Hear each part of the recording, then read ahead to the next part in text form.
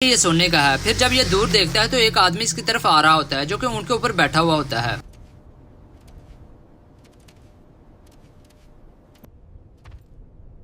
लेकिन ऊँट वाले के यहाँ पर पहुंचने से पहले ये उस हिम्मत में खुद ही जाना शुरू कर देता है, क्योंकि इसे पता होता है कि अगर ऊँट वाला यहाँ पर आ गया तो उसे पता चल जाएगा कि यहाँ पर एक सोने का पत्थर है।